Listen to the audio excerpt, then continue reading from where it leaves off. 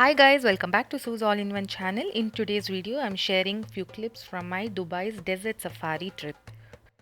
Desert safari is one of the most popular extreme sports in Dubai. It's unique for several reasons apart from the fact that there are so many activities that you can enroll during the safari.